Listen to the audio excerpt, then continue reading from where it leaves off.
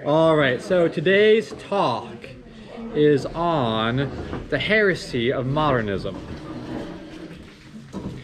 Okay, so modernism is kind of a buzzword nowadays. In traditional Catholic circles, we hear it all the time. But do we really know what modernism is?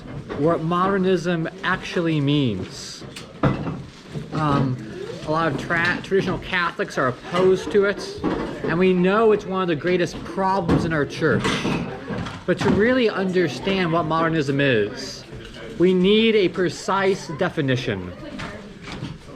The definition of modernism, in its simplest form, is defined as belief that dogmas can evolve, or truth can evolve with time. This is in a simplistic form, but Pope St. Pius X wrote an encyclical condemning the heresy of modernism, and it's about 30 different pages. So to fully understand it, there's much more to it. There are many more nuances. Okay, so part of this idea that there's no dogmas, or dogmas change with time, means that a dogma is essentially meaningless. There is no such thing as a dogma. If dogmas change and truth changes, then there's really no consistent morality. Morality is no longer objective and one eternal truth that exists throughout history. Morality becomes subjective. Look at modern sexuality. We once had a very strict understanding of the relations between men and women. But as time went on, people decided that it's really just subjective. It's whatever you want it to mean. And really, the core of this modern gender ideology comes down to the heresy of modernism. But the heresy of modernism is more than just the rejection of systematic truth. It comes down to our very fundamental understanding of being. The modernism started with modern philosophy, and a philosophy of doubt. So if we look around, we can see modern religion. We can see that religion has also been heavily influenced by theology. Even though maybe Protestantism and Catholicism have been around for a long time, there have been new people who have adapted this new philosophy, and they have latched on to Catholicism and Protestantism. They're using the same words, the same terminology, but what they mean by this has become something completely different. They hold a completely different faith and a different understanding that what people have always held on to is, again, what the new modernists like to say is that, well, it's not so much that dogmas have evolved because that's been condemned, but we need to re-understand the dogmas in a different light. But if how we understand the dogmas now are different to how we understood in the past, then really we're just believing something completely different, but we're using the same words to describe what has been handed down. Okay, and this also really distorts what has been said. This would appear to be the great mindset at the Second Vatican Council. If you read what actually happened at the Second Vatican Council, a lot of the changes are not actually in the documents. A lot of people had the spirit of Vatican II, which is this mindset that now everything has to be changed, everything has to be different. Yes, it's the same faith. Yes, we use the same words. But fundamentally, what a lot of people believed after Vatican II had nothing to do with what the Catholic Church always has and always will teach, with those eternal truths that the Church always holds dear. But if we look closely, this disease did not start at Vatican II. That's where traditional Catholics always point. It was in the Church long before that. Pope Pius X was Pope about 100 years ago. This is way before the Second Vatican Council. But he wrote this encyclical condemning the heresy of modernism because these errors had already crept into the church. By the time of the Second Vatican Council, that wasn't the beginning. It had just crept so deep. That's when these errors really became manifest. And these priests and bishops who held these ideas finally released their new thinking and new ideologies and manifest it throughout the church. Okay, so to understand modernism, as I said before, we have to go to philosophy. Saint Pius X begins his encyclical talking about the modernist as a philosopher. Now, in order to understand modernist philosophy, we first have to at least try to get an introduction to Catholic philosophy. What does the church teach? So the church has this idea of what they call realism. Realism simply states what you see and experience is actually there. I see this wood in front of me, the wood actually exists. When I experience the wood, I'm actually experiencing wood. When I experience the floor, the stone, or whatever it is, I'm actually experiencing the stone or the metal. The things around me, I actually experience. I actually know external objects. I see the tree. I know the tree. I comprehend the tree. But we had a new system called rationalism. It was started by René Descartes, who was a Catholic in name, but he actually spent some time with the occultists and learning their ways. And he had a whole new view of philosophy. And he was obsessed with certainty. He said, well, how can we know for certain we can trust our senses? Yes, I sense a tree, I sense stuff around me, but can I be 100% sure what I'm sensing is actually there, is actually legitimate? Ultimately, he would consider, well, what can I be absolutely certain? And in the end, he's certain of one thing. The fact I can question that things do or don't exist mean that I must be a thinking thing that exists. And that's really all you can have absolute certainty about. Now, he later did come to the conclusion that we can come to know about God's existence, but in a more distant manner. Later on, eventually, we have Immanuel Kant. Kant is more precisely the father of modernism. And Kant took Descartes' system, developed it a little further. He acknowledged that, yes, we can't know things, but there is still appear to be stuff out there. And we still have this ideas in our imagination. Where does it come from? So Kant made a distinction between what's called the noumena and the phenomena. The noumena is everything outside of us. Really, everything outside of us is chaos. We experience things, so we see wood, we see, metal, we see stone, we see trees, we see people. But really, that stuff isn't actually there. What's called the phenomena is the way our body takes in the outside information and interprets it. Kind of like a computer interpreting code, right? All the information in the computer isn't there. It's just a bunch of lines of code, and it displays it on a screen. Kant believed that what we see outside of us is basically our body interpreting this data we have. But we see the tree, we smell certain smells. It's not actually there. It's all kind of a fraud. It's just kind of our body's attempt to interpret the world around us. Nothing we see is really like it is. And because that we can't really trust our senses. Yes, there's something there. On a practical level, we have to trust our senses to get through life. But on an academic level, we really don't know what's out there. Everything is just kind of made up. Now, what did this lead Kant to doing? Because we can't know things around us. We can maybe grasp some of the externals of things, but we can't peer deep inside of them. We have these as under the Thomistic Aristotelian understanding, the Catholic understanding of philosophy. Through my senses, I can know, I can know the characteristics of metal. And I can grasp this intrinsic thing called metal or tree or wood. We call these natures. You're going to grasp humans. Humans have a certain nature. And by understanding this nature, I'm understanding something to us given by God. In creation, only God can create nature. So when God created everything, he created their nature. And when we comprehend the nature of a dog or a cat or a human, we're understanding this thing that was put inside of them by God.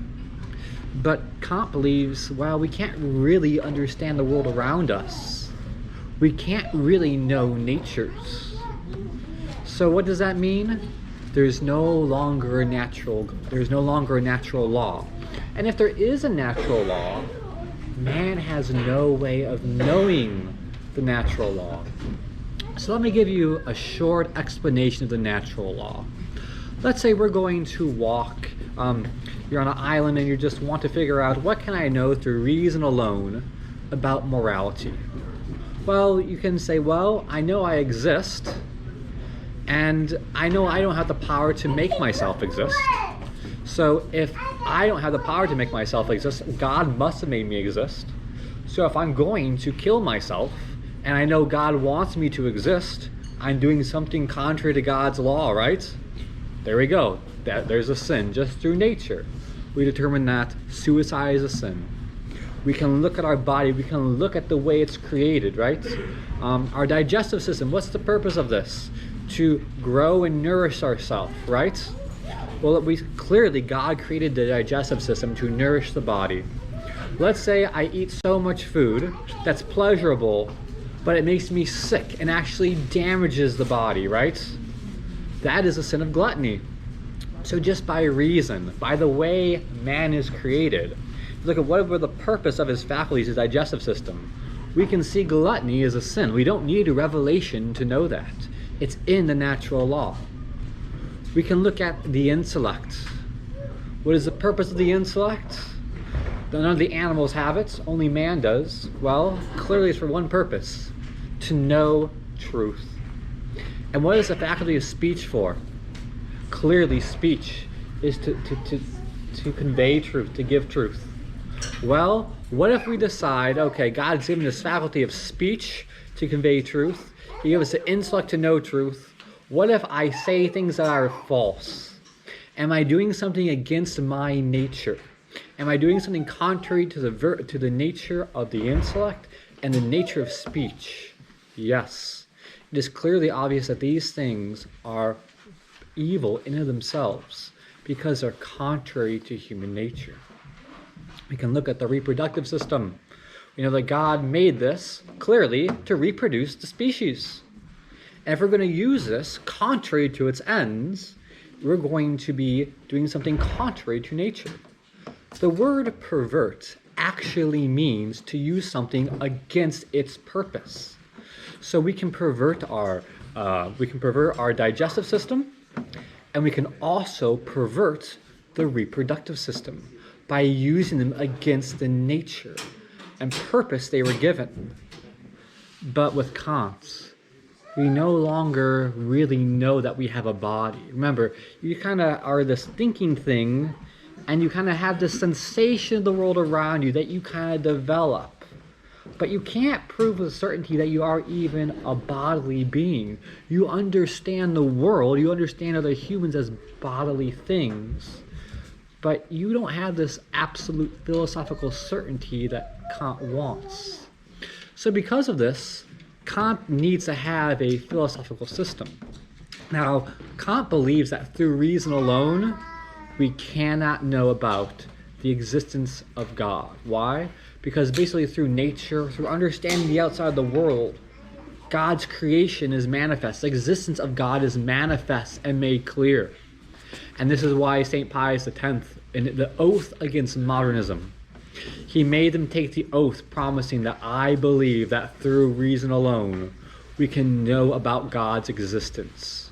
What Pope Pius X was basically doing is making you take an oath against accepting the philosophy of Immanuel Kant and the philosophy of modernism. So we have this So Kant tried to make morality as a philosopher. He had this new system of being, the new system of the world. Well, there needs to be a morality for this new system. How are we going to live justly? And you no longer have nature, so what do you base this off of?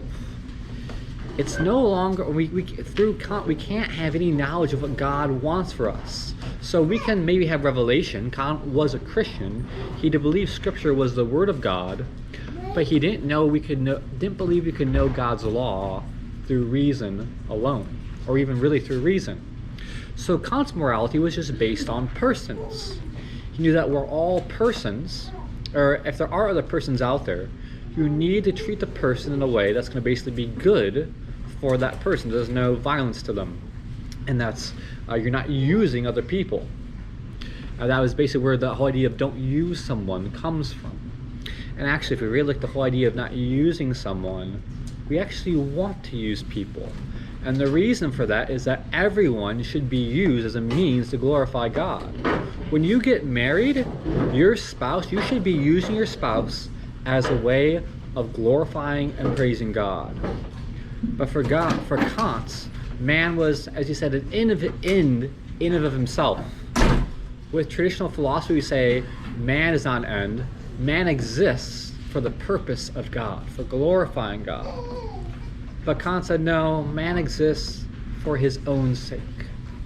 And when man exists for his own sake, you end up with a morality that's really just worried about man. Remember, when you no longer have human nature, you can no longer look at the nature of the reproductive system, the nature of gender, then what do you have to say certain people ought to behave with a certain gender and have regulations for men and women? If we really think about it, the whole modern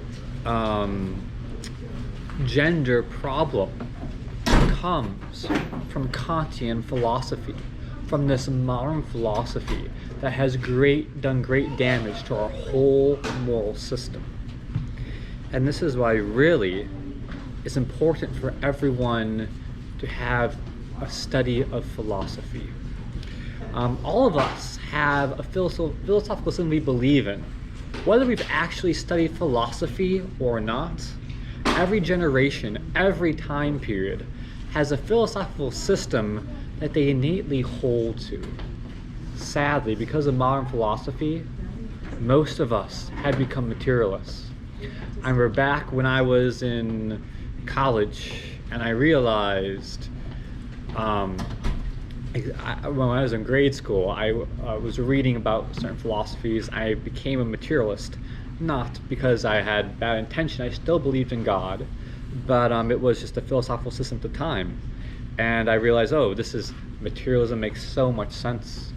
And then once I started reading Aristotle and St. Thomas Aquinas, I realized there's something more. The day I became a materialist philosophically, I still personally believed in a God. But deep down, I remember thinking, wow, when I look at the world, there is no philosophical reason to believe in a God. I still believe in a God, but the world does not point to a God. And actually, it hurt my faith. I still had supernatural faith, but there was still this uneasy feeling. It wasn't until I studied Aristotelian philosophy that I saw the world in a completely different light, through clearer eyes. And it really helped return my faith. And I could see more clearly a lot of these modern problems we're running into with society and all these crazy movements. It ultimately comes down to the philosophical foundation that you're built upon. Okay, so we can see how with Kantian philosophy, it really ruins the method by which we have morality. But it also ruins our relationship with God. So what does in the encyclical St. Pius X talks about the modernists and their relationship with God. So as Catholics, we have this belief and teaching that's been handed on to us, and we hold firm to that. And Catholicism doesn't change. What do you mean it doesn't change? Essentially, the truths, they're always the same. The liturgy might change. You might sing different songs. Maybe you do different readings. Maybe you have different feast days, okay? But the essence of the faith is always the same. The essence of the faith is unchangeable. Maybe we understand that better. For example, in morality, 1,000 years ago, the idea of cloning was inconceivable. And nowadays we have moral statements on the morality of cloning. But it's not new teachings. What the church has done is taking these teachings from the past, these moral teachings, and applied it to modern issues. There is nothing new, though, actually in the church. Everything, all the doctrines were implicitly in that faith from the apostles. Okay, so how does the modernist look at theology? St. Pius X says, well, because they don't really believe in dogmas, they believe that, as times change, the church needs to constantly adapt to new situations and new peoples. And yes, there is some truth there. The church needs to make a prudential adaptation to different times, different cultures, such as, posting things online instead of just printing stuff and maybe making new beautiful churches. If you look at the churches in China, the churches in Japan, the churches in America, there's different architectural styles. Those are all good. Those are legitimate changes and adaptations to culture. But in terms of the essence, it cannot change. But the modernists want the church to essentially change. Among the church, there were famous modernist theologians that some were condemned, some should have been condemned. And after the modernism was condemned, you have the neo-modernists, and these are more frequent now. And usually, they're not going to say dogmas have to change because they know that's been condemned. But what they'll try to say is, well, we need to understand dogmas differently than we did in the past. We need a new understanding, a new look at them. If we see some of these modern theologians, we can see them moving in that direction. One of the more famous one was a very famous modernist theologian by the name of Pierre Teilhard de Chardin. You've probably heard of him. He was a well-known paleontologist, and he was actually famous for faking some of his findings that he supposedly found the missing link for evolution. And the scientific community found that this was fraud, and that the fossils he had were actually did some acid or something to make it appear that it was aged. Anyway, so Pierre Teilhard de Chardin is the founder of theistic evolution. But his theistic evolution is much more different than simply things evolving. He had this idea that man is eventually more or less evolving into God, this cosmic Christ. And that there's various quotes from him talking about how there's going to be a new religion, and the foundation is going to be Christianity. Pierre Teilhard de Chardin was actually in favor of eugenics, and he wrote to the Vatican saying we need to accept this. We need to accept all these scientific and new ideas to help advance the church and move into the next generation. He was really crazy in his theology. He abandoned what the church has always taught. There was a famous, one reason Teilhard de Chardin was promoted by even Fulton Sheen, who was a good priest. He wrote some positive things about Pierre Teilhard de Chardin being the next great theologian, which is shocking. I love Fulton Sheen. But at the time period, you had this movement in the churches, we have these new wonderful things, this new movement to look forward to, and it's going to shower the church with all these graces. But what happened after Vatican II? The church completely fell apart. Religious left, priests left, there's hardly any Catholics, no one believes in the real presence anymore. But Pierre Teilhard de Chardin, he was a well-known theologian, a lot of people loved him, but there was a Dr. Wolfgang Smith. He was a very smart man. He was a mathematician, helped with the re-entry formula for the space shuttle. So he worked for NASA, very intelligent. And he was also had a degree in philosophy. He was a convert. And he was both a scientist and a philosopher. And he took the writings of Pierre Teilhard de Chardin, talked about how his theology, he uses all these new words. And if you're usually a theologian reading it, you're like, oh, that must be a scientific word I don't understand. And the scientist would think, well, this is probably a theological word I don't understand. But he wrote how one of his great books Teilhard de Chardin's book was basically just a bunch of nonsense. It doesn't really mean anything in theology, and it doesn't really mean anything in philosophy.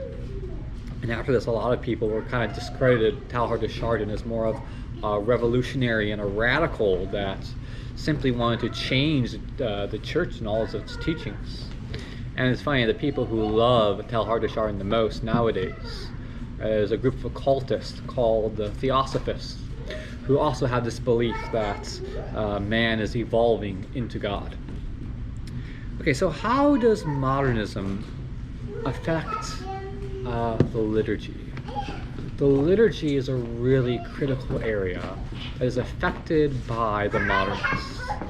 And so the modernist religion, we talk about how does the modernist view theology? And because you don't really know what's outside of you, theology is all about what's inside of you, how God speaks to me.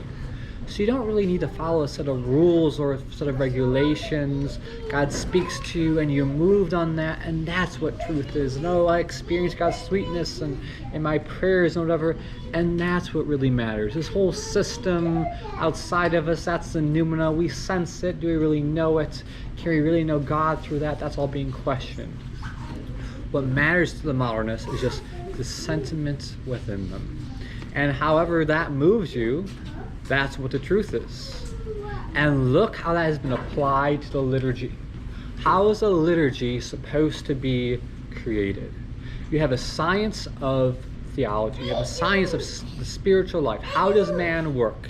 How does man receive grace to become more holy? How does man receive virtues to help him in his spiritual life?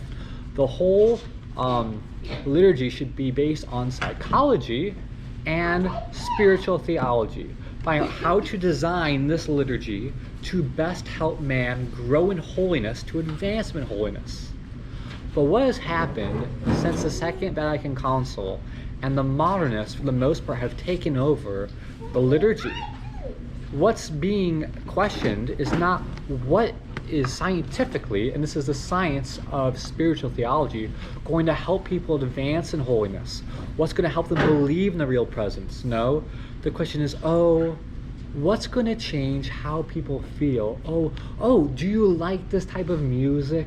Does this music make you feel good? Wouldn't it feel so good if the priest would just look at us during the consecration? Wouldn't it feel so good if we could just hold Jesus in our hand when we receive Holy Communion? I mean, I guess that might make you feel good, but what about, how does that affect your spiritual life? How is that going to move you toward holiness? Any other science, if we're gonna develop, the engineers and build a car or anything else, well, how does this make you feel? You'd be laughed at. For some reason, the whole theology and idea of the Mass and the liturgy as a system that's designed to help you grow in holiness has been replaced. This idea, well, it's a place where we need to entertain people and we want to find out what makes them happy. Or one of my most hated statements, we need to meet people where they're at and meet them there. And in some cases, this is true. For people who are maybe struggling with certain things, you do need to meet them where they're at. To talk to people who are on a very basic level, very high theology, would not do you any good. But with meeting them where they're at, there's times when we need to take people like, okay, do you want to grow in holiness? Do you want to change your life? Then we can't meet you where you're at. We have to take you to something beyond where you're at. The Mass we attend here, it's in Latin, it's a foreign language. The music is not the music that most people are listening to.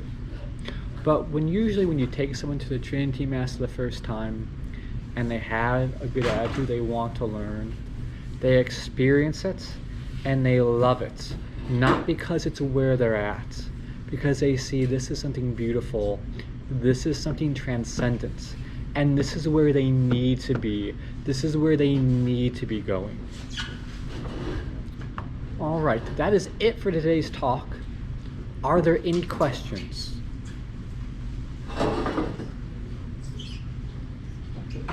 Okay, one announcement then. So I teach at Padre Pio Academy, and I do adult courses.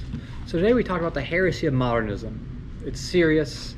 It's really bad. What modernists hate is dogmas. They've done everything to undermine them. And as Catholics, it's good to know the problems, but we also need to be studying the solution.